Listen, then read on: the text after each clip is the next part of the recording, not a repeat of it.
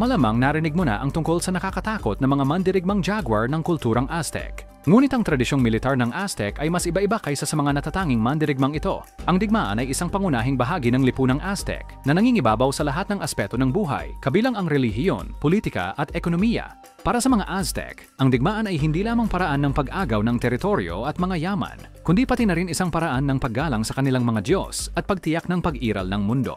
Ang relihiyong Aztec ay lubos na nakakabit sa digmaan, kung saan maraming Diyos nila ay kumakatawan sa mga Diyos ng mandirigma, ang Diyos ng araw at digmaan. Si Huitzilopochtli ang pangunahing Diyos ng Aztec at kinakailangan ang mga sakripisyong tao para mapanatili ang siklo ng araw at maiwasan ang katapusan ng mundo. Naniniwala ang mga mandirigmang Aztec na ang pagkuha ng mga bihag para sa sakripisyo ay isang banal na tungkulin at isang paraan ng pag-aalaga sa mga Diyos. Bukod sa relihiyosong aspeto, mahalaga rin ang digmaan sa ekonomiya ng Aztec. Ang mga tagumpay sa militar ay naggarantiya ng pag-access sa mahahalagang yamang tulad ng pagkain, mahahalagang metal at tributo mula sa mga nasakop na tao. Tutikni is reprenter sa paliponong basin at praise ng mandirigma na maaaring mapabuti ang kanilang estado at prestihiyo sa pamamagitan ng mga gawa sa labanan. Ang lipunang Aztec ay nakabatay sa digmaan na may komplikadong at hierarchical na istruktura ng militar. Ang mga mandirigma ay sinasanay mula sa murang edad at sumasailalim sa mga ritual ng pagsisimula upang maging miyembro ng iba't ibang orden ng militar. Ang digmaan ay itinuturing na kabuhayan at pinagmumulan ng karangalan para sa mga Aztec, kung saan ang mga mandirigma ay iginagalang bilang mga bayani. Ang ugat ng kultura ng mandirigma ng Aztec ay nagmula sa kanilang pinagmulan sa Chichimek, mga nomadikong tao ng Hilagang Mexico na kilala sa kanilang tapang at kasanayan sa pangangaso. Ang pamana ng kulturang ito ay malaki ang naging impluwensya sa pananaw ng mga Aztec tungkol sa digmaan at sa papel ng mandirigma sa lipunan. Ang kulturang pandigma na ito ay ipinasa sa mga Aztec na inangkop at pinaunlad ito sa isang komplikado at pinong sistemang militar. Ngunit ang kultura ng mandirigmang Aztec ay hindi lamang basta kopya ng tradisyon ng Chichimek. Ang mga Aztec ay nag-evolve ng kanilang sariling taktika, sandata at estratehiya ng digmaan na umaayon sa mga kondisyon ng lambak ng Mexico at sa mga hamon ng pagtataguyod ng isang imperyo. Ang digmaang Aztec ay naging mas organisado, ritual at puno ng relihiyon, kaya't ipinapakita kung gaano kakomplikado ang lipunan sa likod nito. Ang pagsasanay militar ng Aztec ay isang mahigpit na gawain na naglalayong ihanda ang mga batang mandirigma sa pisikal at mental na aspeto para sa mga pagsubok ng labanan at buhay militar. Nagsisimula ito sa murang edad, kung saan itinuturo sa mga bata ang halaga ng mandirigma at kahalagahan ng digmaan para sa lipunan ng Aztec sa kanilang tahanan. Sa pag-abot ng pagdadalaga at pagbibinata, pumasok ang mga kabataang ito sa mga paaralang militar tulad ng Telpochcali, kung saan sila sumailalim sa masinsinang pagsasanay. Kasama sa mga pisikal na aktibidad ang pagtakbo, paglangoy, mga ehersisyo para sa lakas at liksi, kasama ang pag-aaral ng mga teknika sa labanang kamay sa kamay at mga sandata tulad ng makahuitel, sibat at peina. Bukod sa pisikal na paghahanda, nakatanggap din ang mga batang mandirigma ng mental at espiritual na pagsasanay. Tuturusan sa kulday kasaysayan o mitolohiya ng Aztec. Doon ritual na panrelihiyon na kaugnay ng digmaan, doon kahalagahan ng pagkuha ng mga bihag para ihandog sa mga Diyos. Disiplina, pagsunod at respeto para sa kaayusang militar ang mga pangunahing halagang itinuro sa mga batang mandirigma.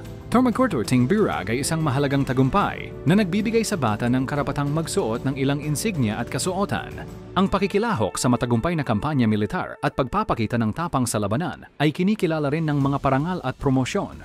Ang estruktura ng militar ng Aztec ay hierarchical, hinati sa iba't ibang klase ng mandirigma na may tiyak na mga papel sa larangan ng digmaan at sa lipunan. Kompersiyensya ng hierarkiyang militar ay nakasalalay sa merito at tapang sa labanan, kung saan ang pagkuha ng mga balanggo ay isang mahalagang salik para sa promosyon. Ang pinakamataas na bahagi ng hierarkiya ay binubuo ng mga general at opisyal na may tungkulin sa pamumuno ng mga tropa at pagpaplano ng mga estratehiya sa digmaan. Sila ay hinango mula sa pinakamahuhusay at bihasang mga mandirigma na ang ranggo ay nagbigay sa kanila ng malaking prestihiyo at kapangyarihan sa lipunang Aztec. Sa ilalim ng mga opisyal ay ang mga bihasang mandirigma na lumahok na sa ilang kampanya militar at nakahuli ng maraming bilanggo. Sila ang bumubuo ng gulugod ng hukbong Aztec, nagsisilbing mga lider ng platon at modelo para sa mga mas batang sundalo.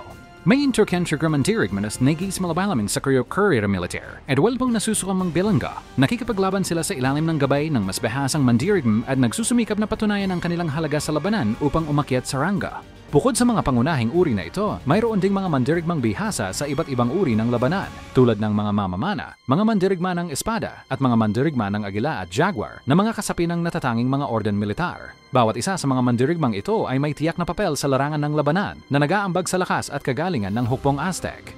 Ang hierarkiyang militar ng Aztec ay hindi mahigpit at pinapayagan ng mga mahuhusay at matatapang na mandirigma na umangat sa ranggo. Ang ganitong meritokratikong estruktura ay nagbibigay inspirasyon sa mga mandirigma na gawin ang kanilang makakaya sa labanan, nagsusumikap para sa kaluwalhatian at pagkilala mula sa kanilang mga kapantay at nakatataas. Ang mga kamandirigmang Aztec ay kilala rin sa kanilang mga orden militar, mga elite na pangkat na natatangi sa kanilang kasanayan, tapang at ritualistic na kadalubhasaan. Mostral sa kinakakulay may orden, dami mandirigmang agila at mga mandirigmang jaguar. Bagaman may iba pa na may iba't ibang prestihiyo at tungkulin sa hukbo.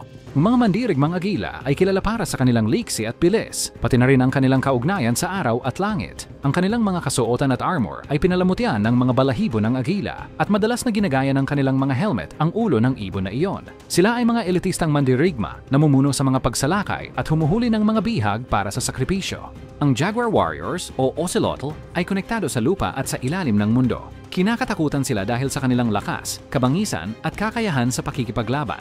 Ang kanilang mga kasuotan at armor ay pinalamutian ng mga balat ng jaguar, habang ang kanilang mga helmet ay madalas na kumakatawan sa ulo ng pusa. Sila ay mga sundalong panggulat na inatasang bumagsak sa mga linya ng kalaban at magdulot ng malawakang takot. Kinonsidera ng mga mandirigmang Aztec ang pagsali sa isang samahang militar bilang isang malaking karangalan, at ang pagiging bahagi nito ay tanda ng katayuan at prestihiyo sa lipunan.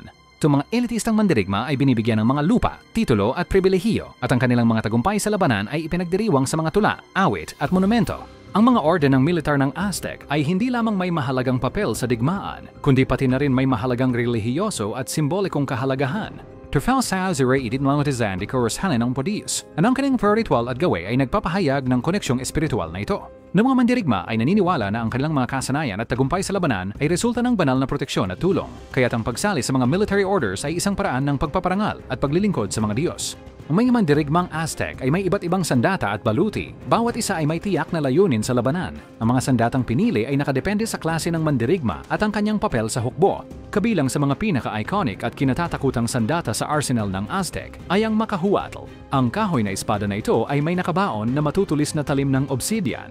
Ang mga ito ay gawa sa napakatalas na volcanic glass at kayang magdulot ng matitinding sugat, humahati at pumupunit sa laman ng kanilang mga kalaban ng may mabangis na bisa. Dumasal aristing sandas or daglusam na nilikado ang golden sa dakuri ng Hanay Nerkias. Para sa mga malalayong pag-atake, ginamit ng mga Aztec ang sibat, isang maraming gamit na sandata na maaaring ihagis o gamitin sa saksak. Taglay nito ang kahoy na katawan at matalim na obsidian o tanso na dulo. Ang sibat ay epektibo sa pagpigil sa kalaban at pagtamo ng nakamamatay na sugat sa malapitang laban. May eksperto kaya distansya ang Aztec na mamamana, gamit yung rabusog at palaso upang tamaan ang kalaban sa lupa at sa kanilang mga bangka para sa digmaan. Kawasan kaya may nordildi or obsidian, boot, metal, and miupan ay may fingib na sandata para sa mga bihasing mga mamamana.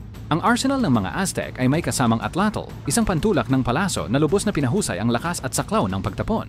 Ang mapanlikhang sandata na ito, na ginagamit kapwa sa pangangaso at digmaan, ay nagpapahintulot sa mga Aztecs na maghagis ng mga palaso na may kamanghamanghang katumpakan at bilis. Sa malapitang labanan, ang Kwajolali Club ay isang mabagsik at epektibong sandata. Ginawa mula sa matibay na kahoy at sinasabitan ng obsidian o mga metal na tinik. Ang mace ay kayang dumurog ng mga buto at bungo na naging dahilan upang ito ay katakutan sa larangan ng digmaan. Bagamat brutal, marami sa mga sandata ng mga Aztec ay hindi nilikha para maging sobrang nakamamatay dahil isa sa mga pangunahing layunin ng kanilang mga pakikidigma ay makuha ang mga kaaway na magiging alipin o iaalay bilang sakripisyo sa mga Diyos. Sa kabilang banda, ang mga baluti at kalasag ay hindi lamang nagbigay ng pisikal na proteksyon, kundi nagsilbi rin bilang simbolo ng estado at kapangyarihan na ipinapakita ang komplikadong hierarkya ng militar sa lipunan ng Aztec at ang kahalagahan ng digmaan. Ang pangunahing baluti ng mga mandirigmang Aztec ay ang Ichkahuipili, isang kasuotang may padding na gawa sa bulak na nagbibigay proteksyon laban sa mga sandatang hampas gaya ng mga maso at palakol, pati na rin laban sa mga palaso at sibat. Ang armadurang ito ay isinusuot ng iba't ibang klase ng mandirigma at maaaring magara itong pinalamutian ng mga simbolo at insignia na nagpapahiwatig ng ranggo ng mandirigma sa hierarkiyang militar at sa kanyang mga tagumpay sa labanan. Kai Ki Lal Brisum Chimali, dongkalasag idek organ sa pagprotekta sa mandirigmang Aztec. Gawa sa kahoy, nag-iiba ito sa hugis at sukat at maaaring bilog, parihaba o hugis diamante. Bukod sa layuning protektahan, ang chimali ay isa ring plataporma para sa artistikong at simbolikong pagpapahayag. Ito ay pinalamutian ng mga insignia at disenyo na kumakatawan sa uri ng lipunan ng mandirigma, kanyang kaayusan sa militar at mga Diyos na nagtatanggol. Ang mga pinakamahusay na mandirigmang Aztec, tulad ng mga mandirigmang Agila at Jaguar, ay nagsusuot ng mga masalimuot na helmet na tinatawag na kwakalalatli, gawa sa kahoy at pinalamutian ng mga balahibo, balat ng hayop at iba pang materyales. Ang mga helmet na ito ay hindi lamang nag-aalok ng proteksyon sa ulo, kundi nagsilbing mga simbolo ng katayuan at kapangyarihan na nagtatakot sa mga kaaway at nagpupuri sa katapangan at kahalagahan ng mandirigma sa lipunang Aztec. Mandarit Tesortia Raya Tangtigan Berdigminyo mga Aztec ay komplikado sa epekti. Pinaghaloyang maingat na pagpaplan, mga exciting galaw at mga taktikan ng pagigimbal sa larangan ng digmaan. Noong kampanyang militar ay sinusundan ng mga ritual na panrelihiyon at konsultasyon sa mga Diyos, humahanap ng banal na patnubay at proteksyon. Bago ilunsad ang kampanya, ang mga Aztec ay nagsagawa ng masinsinang pagpaplano, kabilang ang pagsisiyasat ng lupain, pagtatasa ng lakas ng kalaban, at pagtukoy ng layunin ng militar. Ang mga pari at pinuno ng militar ay humingi ng basbas sa mga Diyos sa pamamagitan ng mga ritual at sakripisyo, naghahanap ng mga tanda at payo para sa digmaan. Mas mga Aztec ay eksperto sa mga pagkubkob, pananambang at mga biglaang pag-atake. Post-Hirit Cirrus Brigade ng Luparin, Circunzon Calamangan. Gawisang mga ilog, bundok at kagubatan upang gulatin at ihiwalay ang mga puwersa ng kaaway. Sa larangan ng labanan, gumamit ang mga Aztec ng mga taktika ng sorpresa, naglulunsad ng maramihang pag-atake ng mga mandirigmang Agila at Jaguar, sinusubukang makalusot sa mga linya ng kaaway at magdulot ng takot. Naksandata ng mga sibat at makahuatles, sumunod ang magaan na impanterya, sinasamantala ang mga puwang na iniwan ng mga elite na mandirigma. Bukod sa puwersang militar, ang mga Aztec ay gumamit din ng diplomasya sa kanilang mga layunin. Nakipag-alyansa sila sa mga kalapit na lungsod-estado, nag-aalok ng proteksyon at benepisyo kapalit ng suportang militar at buwis. Ang estratehiyang ito ay nakatulong sa mga Aztec na palawakin ang kanilang imperyo at patatagin ang kanilang kapangyarihan sa rehiyon. Ang pamana ng mga mandirigmang Aztec ay umaalingaw-ngaw sa kasalukuyang kulturang Meksikano. Ang lakas, tapang at disiplina ng mga mandirigmang ito ay patuloy na iginagalang at ipinagdiriwang sa modernong Mexico. Ang imahe ng mandirigmang Aztec, kasama ang kanyang natatanging sandata at balute, ay isang makapangyarihang simbolo ng pagkakakilanlan ng Mexico at masaganang pamana ng kultura nito. Ang sining at ikonografiya ng Aztec kasama ang kanilang mga paglalarawan ng mga mandirigma sa labanan ay patuloy na nagbibigay inspirasyon sa mga artist at designer sa Mexico, pinapanatili ang alaala at pamana ng mandirigma. Ang sayaw na Concheros, isang tradisyon ng katutubong sayaw ng Mexico, ay isang pangunahing halimbawa kung paano nabuhay at nagbago ang kulturang mandirigmang Aztec sa paglipas ng mga siglo, pinaghalo ang katutubong at kristyanong elemento upang ipagdiwang ang pagkakakilanlan at pagtutol.